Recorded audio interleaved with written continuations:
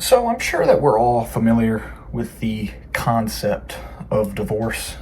Perhaps you know someone that is divorced. Perhaps you yourself are divorced. Perhaps you have been, part of a divorce, whether your parents have been divorced or, like I said, you yourself are divorced. And I just want to preface this video with saying, I have no enmities or grudges, against people that are divorced. I love everybody the same. I wish nothing but the best for everybody on this planet. I love you all the same, my brother. I've got nothing against you. This is just, fighting the system, trying to spread the truth in a world full of lies. So without further ado, let's get into it. Pretty much the concept is that the federal government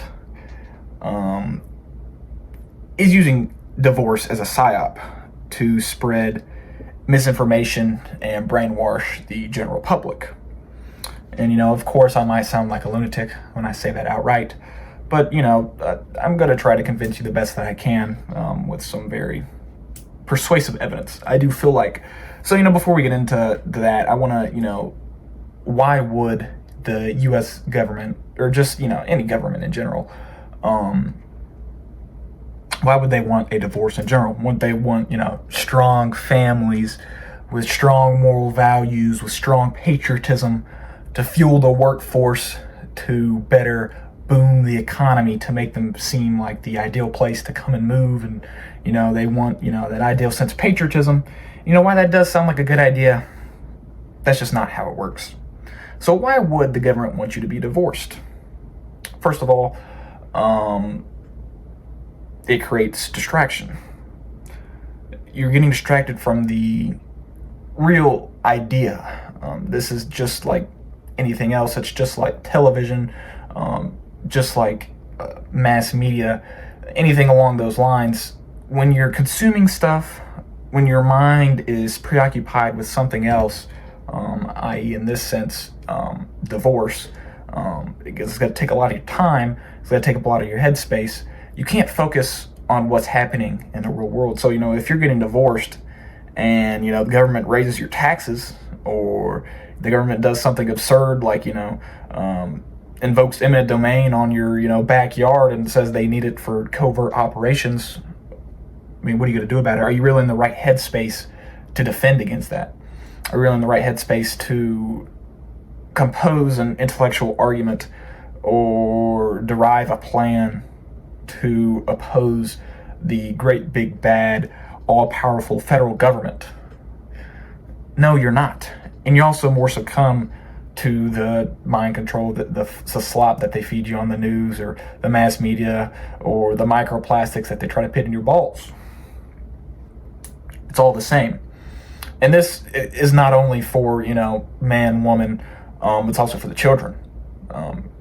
If they're getting divorced and they're going between two separate households, and, it's all confusing, and, I have no experience with this, but I'm sure people could tell you, it's not ideal. You have one person tell you something else, you have another person tell you something else, and they're talking about this person, and they're talking about this person, and you got to try to decide, what you're not even growing up. You're not even developing yourself. You're preoccupied in this mess that has been created through a psychological operation that is called divorce. And not only does it just completely distract you in an ultimate sense for years on end. You got to sit around, ain't no woman gonna change my mind, I'm just gonna sit here and drink. It's the idea of lack of self-discipline as well. And I'm gonna get into this later, but it's the idea of, the education system. I don't want to sound like a sexist here, but the idea of feminism, and that the idea that, you have no responsibilities. You can do whatever you want to. And, I'm not, men and women are equal. I'll admit that.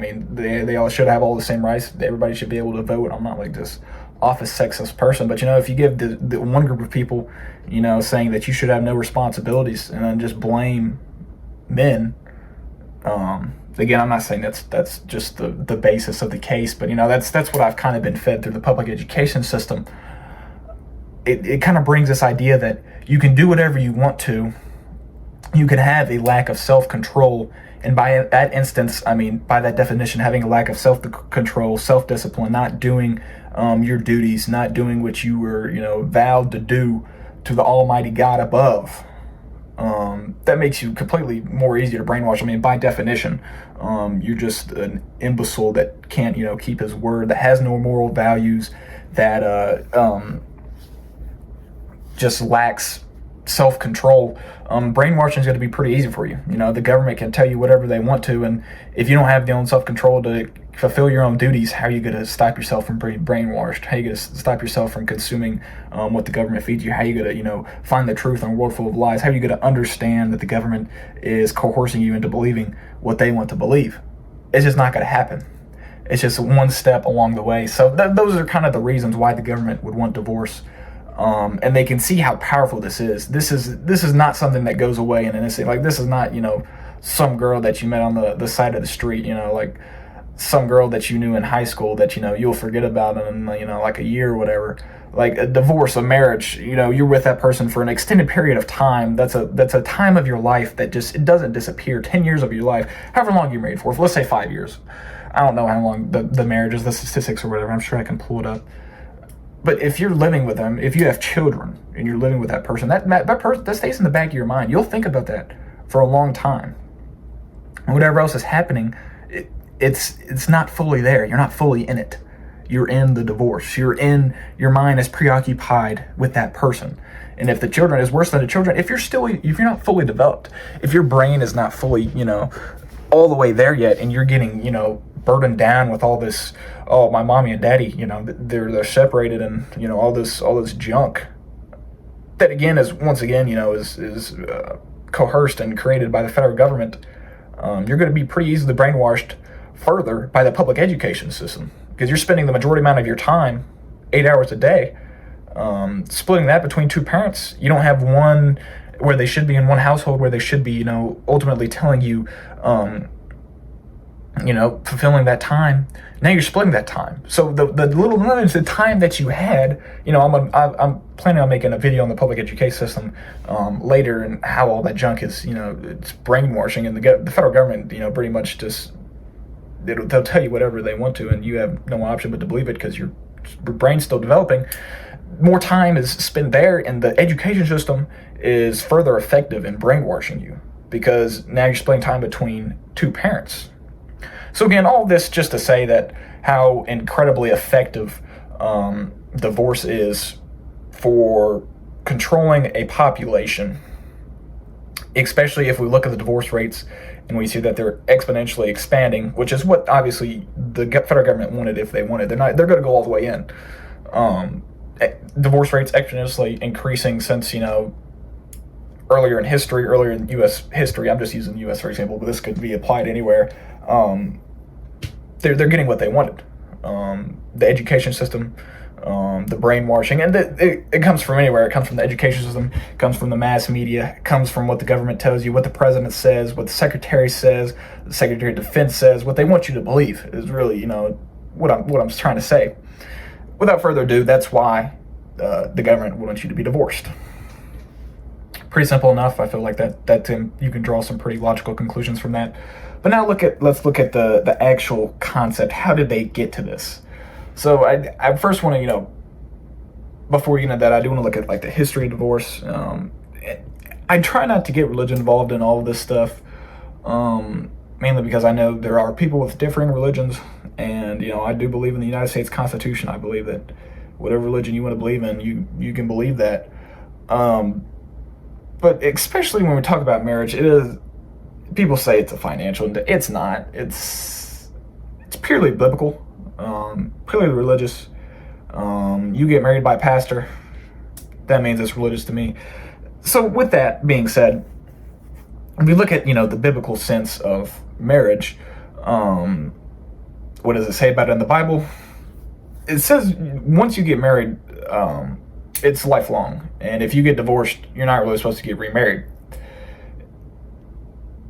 And that's pretty much all there is to it. There are exceptions that have been interpreted through adultery and unfaithful spouses just, or not unfaithful, but a non-believer.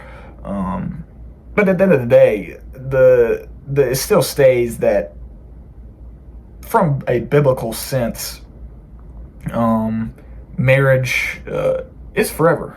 Once you get married, that is a lifelong commitment, a lifelong endeavor that you can't get out of. Again, going back to this, self-discipline, self-commitment makes you harder to be brainwashed because you're inside yourself and hold your own morals above anything else, above what the societal construct tells you is all right. But with that being said, the biblical aspect, the actual history aspect, before Western civilization or before the increased divorce rates, which we'll get into here in a minute, but the history of divorce pre-Western civilization, it wasn't really a thing. I mean, yeah, sure, I mean, you would have divorces here and there, but in the sense of, rates as it was today, it just didn't exist. I mean, you got married, you stayed married. I mean, this is best seen in, I feel like, Henry VIII, a very well-known story, of course, but he created his own church because he wasn't allowed to get divorced. If you wanted to get divorced, you had to get permission from the Pope. It wasn't just this thing that you could just willy-nilly do, like, I want a divorce. That just didn't happen. And is that really a good thing? Am I saying, is it really a good thing? I'm not going to sit here and say, should you get divorced? Should you not get divorced? That's not the point of this video. The point is, at one point in time, one point in history, before, the government was all about people's business and spreading. I'm not saying, the history is better, that I would want to go live in the medieval ages, but it's just, it's a point of concept that marriage is held together before mass media and, ways and means for the government to spread information were widely available. Before technology, marriage is held together. Just a proof of concept. Again, not saying that that's necessarily better, and I'm definitely not. I know that, marriages back in the day, the guy would, go to the bar and then come home and beat his wife and whatnot, and all those stories. And again, I'm not saying that's right. That's not right. If you're getting beat up and you're getting, molested and all that stuff, seriously, like, not joking, but like, yeah, something needs to be done about that. I'm talking about two people in a good, happy marriage. And, of course you're gonna have problems with stuff like that. But again, let's get back on topic. So anyways, that way we get the history of divorce out of the way, and that, divorce in the Western civilization sense, it started coming around later. The increased divorce rates are mainly a product of the no-fault divorce implemented around the 1970s, which pretty much just made it, I want a divorce, you can file a divorce. You didn't have to go to the Pope and say that you want a divorce. You didn't have to, hire lawyers and stuff to, prove a case on why you should get divorced and stuff like that. You want a divorce, you can get a divorce. And from 1970 onwards, you can see that the divorce rates just exponentially increase. But we need to go a little farther back to understand why the U.S. federal government would implement the no-fault divorce. I've already said why they want a divorce to be easily accessible, but we're coming right off. Let's go back to World War I, World War II. We're going back to newly implemented psychological warfare, government psyops, such as newspapers, propaganda, radio, all that stuff newly invented during that time. And the government saw the promise of that. They saw the effect that it had, how it implemented the positive effect of the outcome of the war. And they were thinking, like, what if we implemented this in our own society? How effective would this be in our own society? The CIA, the FBI, How effective would this be if we implemented it with our citizens? You know, how effective would this be to get people to do what we want to get them to believe what we want them to believe if we implemented it with our own citizens? It would be pretty effective. If you can win a war off of it, you can definitely get citizens to buy into it. You can definitely get it to affect citizens. So pretty much after that, the television, of course, as we all know, started to become into effect, started to work its way around 1950s, 1960s. And with the television, I'm obviously not planning on making a video about the television as well. But what did the television do? I think we all know. Once you get the television, I mean, the radio in some sense, you know, people would tell you, you get news and stuff. The television, it was downhill from there. You get movies, news, history documentaries, all of that stuff. It's just easily accessible to the public. They'll feed you whatever they want you to be fed. And it's very easy to sit in front of a television screen for 6 hours and just sit there and drink beer and do nothing and just listen and consume. Of course, what the government wants you to. So with the invention of the television, I'm going to go ahead and, you know, just throw it off a limb here. Probably, you know, federally funded by the U.S. government, probably, to make televisions cheaper and put them in houses.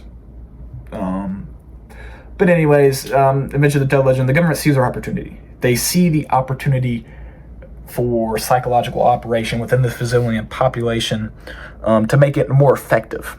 Because you can use psychological operations, and especially during war times, they're going to be incredibly more effective because of fear and, you know, the induced stress that obvious war causes to the enemy, the opposing enemy.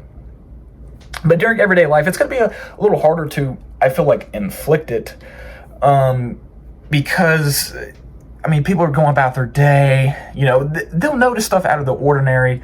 Like, you still have intellectual people. Like, people aren't, like, people's, like, especially nowadays, you know, the running joke is, like, bro, people are retarded. To an extent, it's true, but, like, there still are people, like, with brains out there that can function and think for themselves. But you implement this catalyst that is divorce, that everybody comes from a woman, that a man had to, you know, and usually they're married, not always, but it's a family, you know what I'm saying? They had to think of something that affected every single person. And, you know, where do you start? From the womb, from a mother. Divorce comes, the nuclear family, what do they try to do? They just get rid of it. That's the idea. And that's what people say, like, oh, the nuclear family's gone nowadays. Well, probably because the federal government wanted it gone. You know, who has the power to do that? The federal government, for sure. So you can kind of see the connections start to arise here. Why the federal government wanted to implement divorce as their catalyst for brainwashing and mass media consumption and deceiving the general public into believing their lies and poisoning them from within, is because it affects everybody. Everybody comes from a family. Everybody comes from a mother. Everybody has a biological father.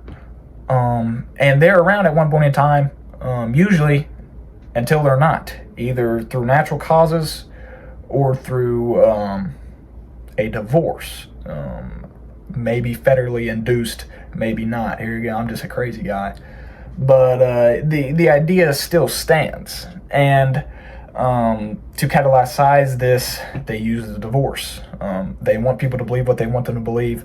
And to induce stress, induce confusion, and all this stuff, they have to implement something that affects nearly everybody. Nearly everybody has a family. So what do? You get rid of the family. With the family red, the children, they're not protected by the family. The family's not, no longer the family is telling them, raising them. It's the federal government. The federal government will raise whatever they want to raise. They'll do whatever they want to do. And the women, the mother and the father, they're confused. they're thinking about sitting there and drinking. Oh, I'm going to change the way I think. That's in the back of their mind. It's everybody's done. They've been confiscated. And that's really all there is to it. And to induce the point of how they got to that point, I also want to bring up the idea of, again, I'm not trying to sit here and be sexist, but even around 1970, when the no-fault divorce was introduced, feminism curriculum also started being popularized. And the idea that, women can do what they want to do, and they're just as powerful as men, and they are. I'm not sitting there saying that they are. I'm not just this awful person that think, women are just this awful piece of crap that, women should go to hell and, they're the evil of society. No, they're equal to they're men. Everybody has their own thing. Everybody does what they're supposed to do, and the world goes around. But the idea, and, I guess I'm not really, explaining this correctly. When I think of feminism, you're good at, I like to learn history about, how the women gained the right to vote and, the women's suffrage and all that stuff. I love that stuff. That's cool. I don't mind if that's in the curriculum, but it was actually this year. It was this year. This is a required class to graduate. You have to take senior English and you have to read, A Doll's House. And this is where it really got to me, because I was some of the feminism, I'm okay, it pushes that edge sometimes, if you know what I'm talking about. But this was way out of there. I guess they were trying to slide it in the last little bit that they could. But basically, if you're not familiar with the plot of A Doll's House, it's about this woman. Supposedly, she hasn't fully found herself, and throughout the story, she gets blackmailed. She takes a loan from somebody. And obviously, she can't pay it back because she doesn't have a job. And the husband or whatever was severely ill, so she had to take this loan for somebody. And it comes later to find that, the guy just completely forgot the loan, but he was almost about to, send it to her husband or whatever. And, the husband gets mad or whatnot. Nothing too serious. He was gonna say we can still be married and stuff, but you shouldn't have done this. Pretty much, it was he was probably getting a little angry or whatnot, but pretty much what happens is the woman just completely leaves. She abandons her, she abandons 2 or 3 children, completely abandons her children, completely abandons the husband, and just go out in the world to find herself. And this just completely set me off the edge for, feminism curriculum in, the public education stuff. Why are we feeding this garbage to anybody? You could apply this to men and women. Why in the world are you putting this in the public education system, putting this in front of children, that leaving your responsibilities, leaving something that you created with your own hands, stuff that came out of your body, children, your own children, why are you telling other people, other 18-year-olds, 17-year-olds about to go out into the world, about to, the next generation, that it is okay to leave all of that behind if you don't know truly who you are? That is the most pathetic, horrendous thing I have ever heard in my entire life. And, I had this buddy in here, and me and him talked about this a little bit. I'll sit here and I'll read whatever you want me to read. I'll pass with an A too. I'm not a dumb guy. I'll put the work in and study for it. But this was just awful. It is the worst story I've ever read in my entire life. And, I do not see the praise for it at all. People said, oh, this is one of the greatest feminist pieces of literature ever created in the entire world. It is awful. It is brainwash garbage slop that the federal government put in front of you to say that you don't have any responsibility to what you created. That is a piece of baloney. That's what that is. And that's what I talk about when feminism. That's what I talk about when feminism curriculum. I'm not talking about, women should be observant to men. They should be pregnant, barefoot, and in the kitchen. No, that is not what I'm talking about at all. I'm talking about brainwashing people into believing that it's okay to leave their husband and children because they don't fully know who they are, or they don't think they fully know who they are. You're a mother of 3 children and a wife to a loving husband. That's what you are. Anyways, that's what I talk about when I talk about feminism. So getting back on the same track, they implemented this feminism literature into schools about the same time as a no-fault divorce, and this is when their plan was fully intact. And let's lay it all back out, because I know I've kind of got sidetracked and stuff like that.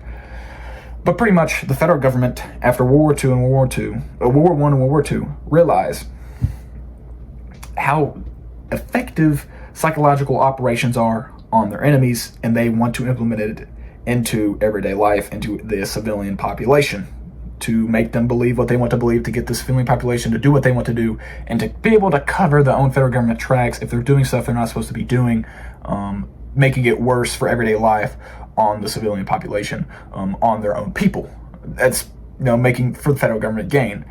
So they want to do that after World War II and World War I, and they see their opening with the invention of television in 1950 and 1960, which only accelerates the technology to spread mass information, and the technology just goes out there. There's already newspapers and books and all that stuff. And books and all that stuff. But the television and radio and all that stuff. But the television completely expands that, because the television is completely more accessible than anything else in the entire world. Like, if you're illiterate, you can watch television for 6 hours. It's just way easier to spread information, all that stuff. So they see their opportunity with the television, and their plan fully enacts in 1970, when they make the no-fault divorce legal, and they start to push the feminism curriculum, and the results are confounding, and we see those results today.